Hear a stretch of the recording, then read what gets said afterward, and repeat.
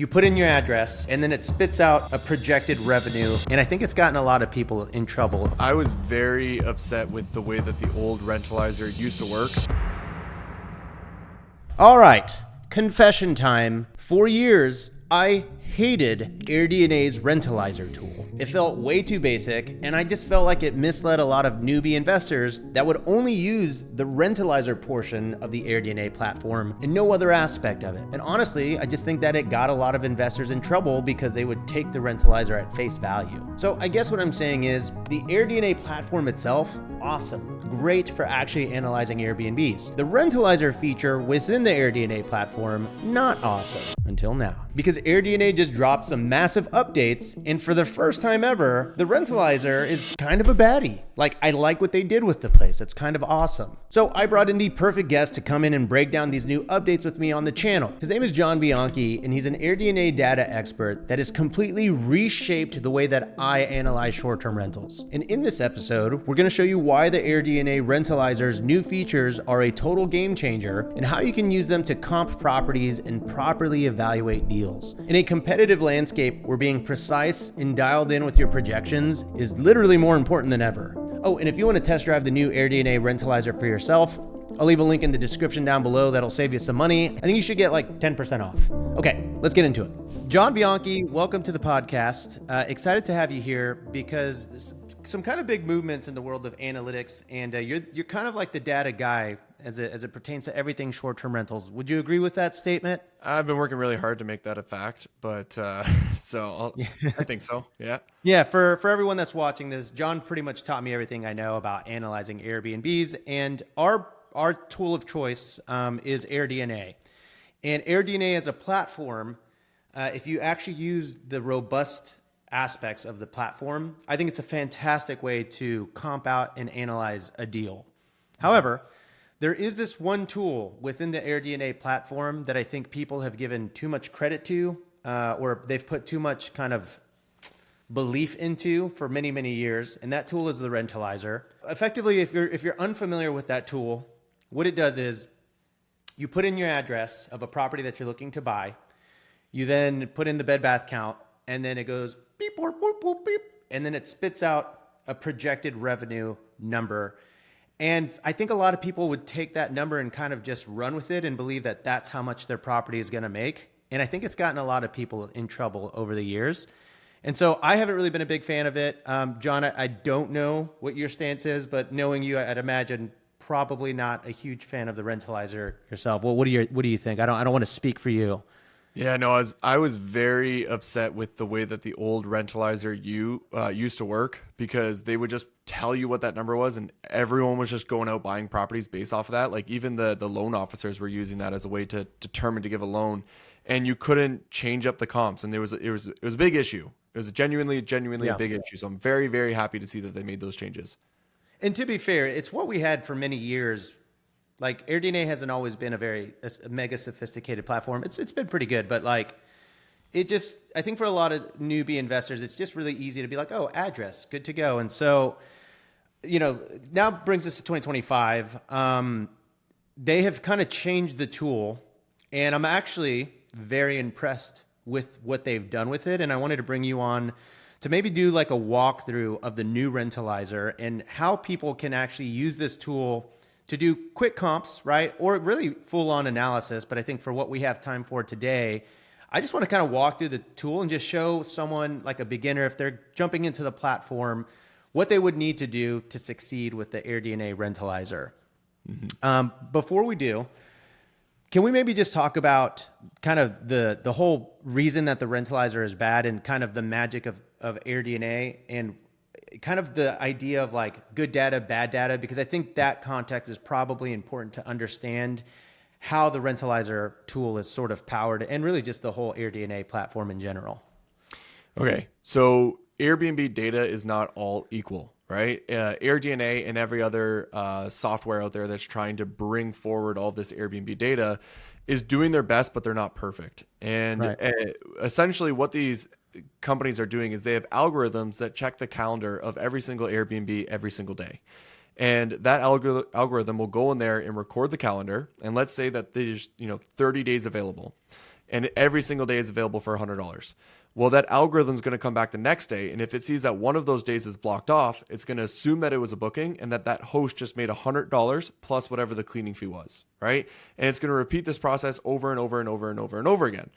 And essentially, as long as you have somebody who is a full-time host and they've been managing it for almost a full year, you can get a fairly accurate annual revenue number from that property, right? As long as there's no interruptions with that person who's hosting throughout that time period, or if they're not a part-time host, that's where you start to get really bad data, is when there's a part-time host, because the algorithm has a hard time of actually knowing if it's a blocking or a booking.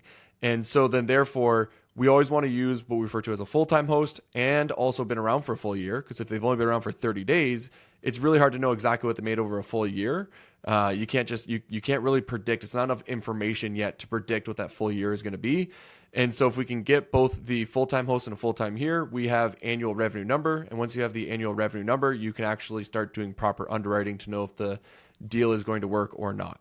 What John just said is a very manual process. You have to look at hundreds of comps sometimes and decide, is this comp an actual comp that I should be paying attention to, or is it just someone who listed their property for a day?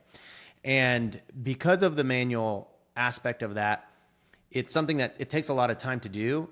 The Rentalizer is not a manual tool. It basically takes all the good ones, all the bad ones, all the medium ones, slaps them together, and it gives you this projection. And so what the big change with the Rentalizer now is there's a lot more customization with the Rentalizer that actually allows you to get a fairly decent projected revenue, because you can now insert some of this manual data pulling and entry, if that makes sense. Yeah, the Rentalizer is a tool that will try its best to forecast what the revenue is going to be for your property. But it does two things poorly. The first one is that it still uses all of the data, right? So even if the property's been around for not a full year, it's still going to use that information. And that's one of the things that we want to try and remove. Now, luckily with the updates to Rentalizer, we can do that pretty effectively or efficiently. And the other thing though, where this is one of these problems that is forever going to be difficult to solve. Maybe AI will solve it. But the problem is that every single home has its nuances. Every single home is so different from one another, right? If it's an A-frame or not an A-frame, if it has a view, if it doesn't have a view, if it has, what kind of waterfront are we working with? These types of things are so difficult for an algorithm to be able to understand the nuances of. And so really your only inputs are, I have a 2-bedroom, it's in this location.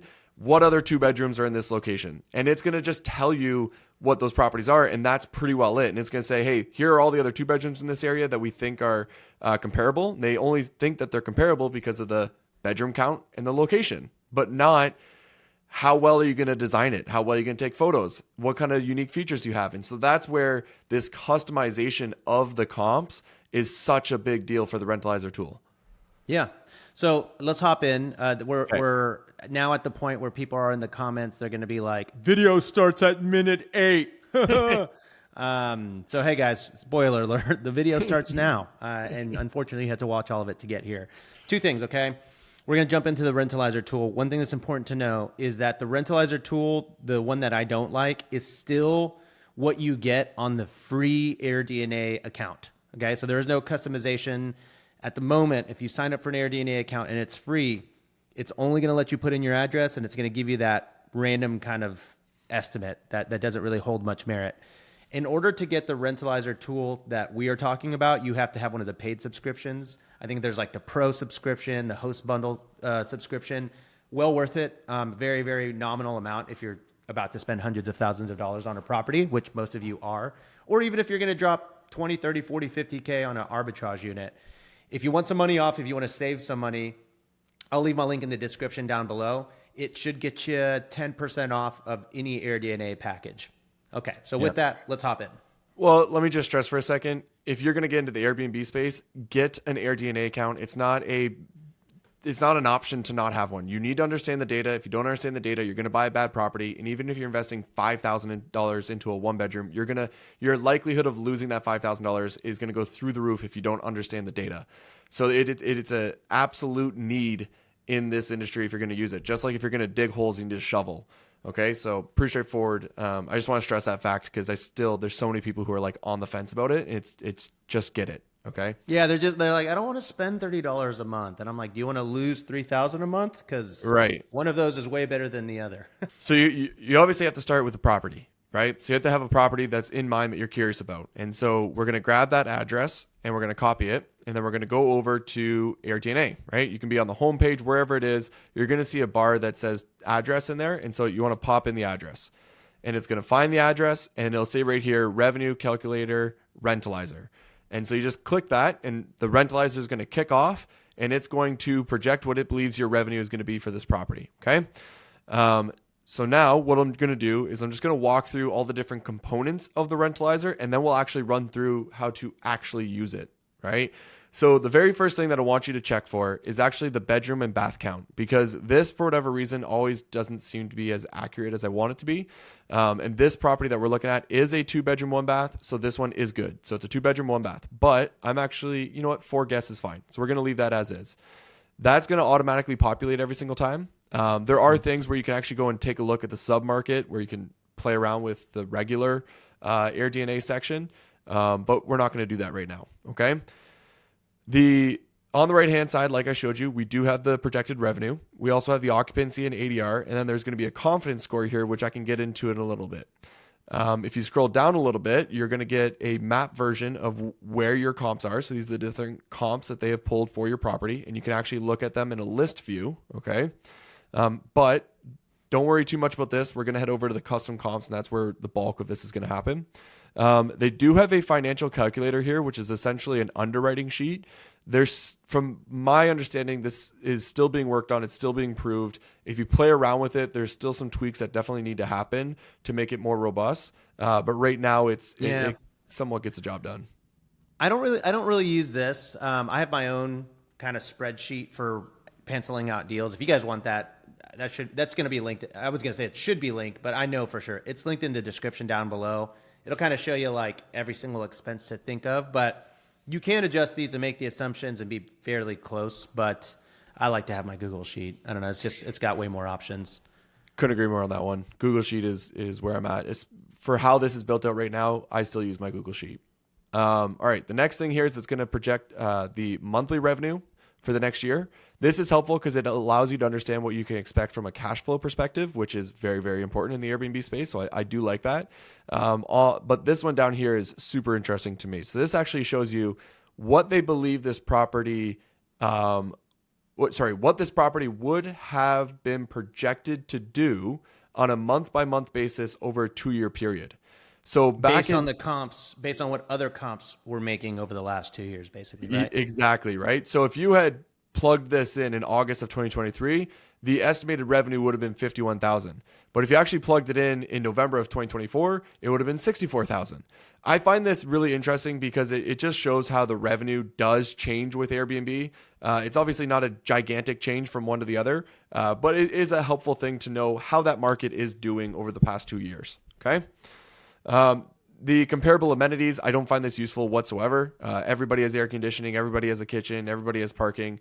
It honestly has never been a practical thing from my standpoint. So that's kind of the basis right here. But let's get into the bulk of this because the custom comps is really where we want to be. And this is where we're going to live. Can I also just say, this is sort of the magic. This whole thing did not, really the dashboard John just showed did not exist with the Rentalizer. And certainly this did not exist. And this is why it changes it from an inaccurate tool to fairly accurate. So sorry, I didn't mean to interrupt, but like, no. This is good stuff. I really like it. Yeah, I definitely. Like what they did. Stress how important this is. This for the Airbnb industry is gigantic. Okay. Like anybody out here, this is gigantic. Now you just said it allows you to get a fairly accurate revenue confidence. However, that's only if you know how to actually forecast revenue.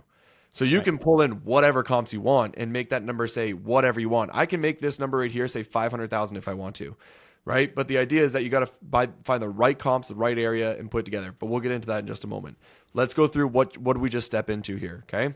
On the left-hand side, we have my comps. These are the comps that AirDNA has determined are the most comparable to yours. There's 9 of them, and you can kind of scroll through them right here, okay?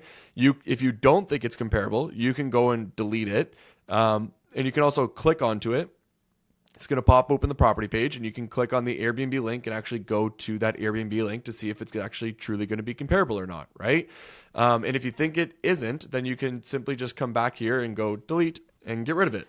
So pretty straightforward, right? As soon as I hit that, you can see this button just popped up over here, which is update report. Because I made a change, I can now save this report with the updates before heading back. That's an important thing. You don't want to miss it. Did you just delete that specific comp? Correct, I did. Yep. Okay. Yep, and that's why that popped up there. Okay. So that's the comps here and kind of how this works. Now, if I scroll down, you can see it says available comps. So these are other comps in the areas that they are just showing you. Essentially, like these could be comps, but they didn't think that they were actual comps. You can actually see that there's 5 bedrooms that they're showing here, but my property is a 2-bedroom, right? So that's why they haven't chosen those to be comps, which is good. But we're going to take a little bit step further. Okay. This down here, the available comps area is where we're actually going to get a lot of the good information that we want. Okay. Now, what I love more than anything is actually these 2 sections right here. So our filters and this map, this is gold. So filters on AirDNA are huge because now we can get rid of a lot of the noise. So a lot of the information that is not useful, or in other words, bad data, or just not comparable to our properties, we can remove all of this stuff. So the first thing I want you to start with always is going to the performance section and scrolling down to where it says days available and removing anybody that hasn't been available for more than 271 days. This is how we're going to get those people who are full-time hosts, okay? Have been around for almost a full year. And then the next thing we're going to do here is get rid of anyone who has less than 20 reviews. This is one of the quickest ways to remove anybody who's a part-time host, because if you rent for a full year, you get more than 20 reviews. So if we click apply on both of those, it's going to remove a lot of that bad data, okay? The next thing we want to do is just hone in on the similar property size that we're going to be working with.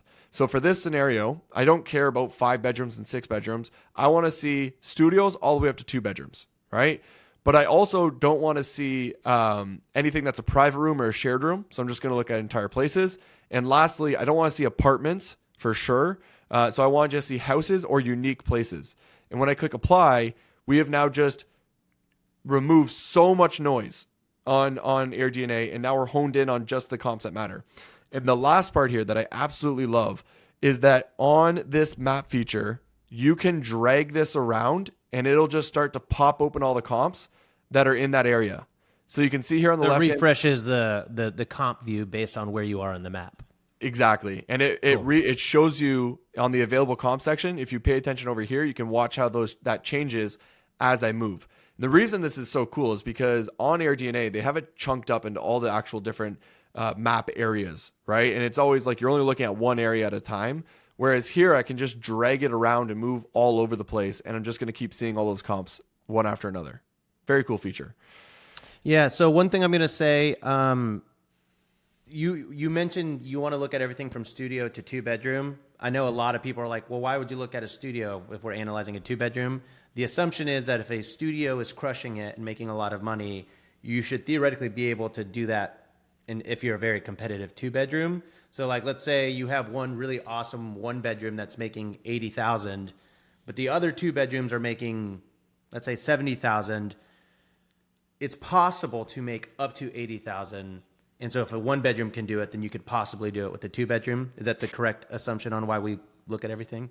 That is why I chose the studio to 2-bedroom. What you're getting into now is the logic behind what makes a good comp, right? So that we're going to get to the nuances of like, okay, well, how do I understand how the functionalities work, but how do I actually know what's a comparable property, right? And if we want, we can jump right into that because that's really the next section we're going into. Do you want to speak to, and maybe we're not there yet, but the confidence score and what high, low, medium means? We can, if you have that planned for later, that's okay. No, it'll take 2 seconds. So the confidence score, from what I've been able to see, is solely based on the fact that you have 5 comps. Right now we have 8, and those 5 comps are within a semi-close range of each other. So if I had one property in here that was making 20,000 and another one that was making 300,000, I would have a low confidence score, right? If I had 4, so let me just remove some of these comps here. Let's get down to 4. This changes to low right when you hit 4. Okay. So if I then add in a comp, let's see this. Now it's changed to medium because I have a 97,000 and a 23,000. So if I remove the 23 and the 20 and we add in a 90 and an 89, this is now going to go back up to high. This is like AirDNA's way of trying to say you want more than 5 comps and you want the revenue to be fairly close. And that's when you should feel better about the property. You don't want to have a $300,000 home and a $500,000 revenue home both mixed in and say these are both comparable properties to my property. That's just not accurate. Yeah, so it's kind of its way of saying, hey, there's more data here. We're feeling good about this because all the data is kind of within the same ballpark. Yeah, I was gonna say you don't want to have just 3 comps. That's not enough information, right? And you don't want those comps to be making all different kinds of revenue. And so you truly do want 5 plus, and you also want them to be making a similar amount, and that's what makes you feel confident. You just want to make sure they're also comparable to your property. Right? That's why they're called comps. Last thing I'll say, and then we can move on. I know we're kind of running short on time here, but the projected revenue, this may feel fairly obvious, but that is never going to be higher than the comps that you have actually chosen in your comp set. And it's usually going to be lower than the highest comp in your comp set. Yes, and that's just because it's pulling an average. So here, one thing that I've actually spoken about recently quite a bit is that you never want to use one number when you're trying to figure out how much a property is going to make. You actually want to use a range. So I personally would completely ignore this number. And let's say this was the true numbers that I brought in here. Well, now I feel like my property can make somewhere between 70,000 and 100,000. That's a range, right? And then you have your low, your mid, and your high. And this is just the average of all of that. So in other words, ignore that number, but understand your range. And if you're happy with the low, the high is just gravy, cherry on top. So why don't we go ahead and run that property that we're comping? Why don't we kind of take it through the whole process and just kind of show people how we actually put pencil to paper here? Okay. So I'll walk you through my quick process. Of course, this is not going to be enough time to go through how to actually do this at a really, really deep level, but I do want to give everybody something. You know what I mean? So the very first thing you want to do is obviously know your property inside and out. Know the good, the bad about the property. This property here, it's secluded, it has a bit of land. It's got really, really rustic wood in here, which is a big deal in upstate New York. You've got, nice high ceilings. It's a really unique place that works really, really well for this specific market, right? And so I would know all of these things before I actually go looking for comps, but I also have to know what it's going to look like at the end of the day once it's on Airbnb. And so this is an example of a property in the same area that I would want my property to look like, right? I would want to have a similar style, similar photos, similar amenities. And so this gives you an idea of what I expect the property to look like when it's on Airbnb. And when I understand what it's going to look like, that allows me to know what the comps should be, okay? And so once I know that, and I'm here, and I've added all my filters in, what I have to start doing is using this map to move around to find the properties that would be comparable and look similar to what we're seeing here, okay? So let's say that I just moved around. I did play around with this a little bit before getting started, so I'm going to cheat a little bit. But let's go look in this general area, okay? And I'm now looking at my available comps. And let's say that I take a look at this one here. And I open it up. And I open it up onto Airbnb. And I realize that this property here is actually really, really comparable to the property that I want to put together. The same feeling, the same style, the same amenities. And I think that it's a fairly comparable property to what I am planning on doing. Now, this property obviously has a view, but everything else matches up pretty well. And so what I would do is I would close this down and I would add this property to my comp set. So I'd click that button and now I've added it to my comp set. And I believe this to be a comparable property. However, it has a view. And so I actually think it's better than my property because I don't have a view. Therefore, this is what I'm going to refer to as a top comp. So I think it's close, but it's actually always going to be better than mine because it has something that I can't compete with, which is the view. So okay, that's what I was going to say. It's a comp that you'll never beat, but it is kind of like the ideal or like the best Airbnb. It's like the top dog. Exactly.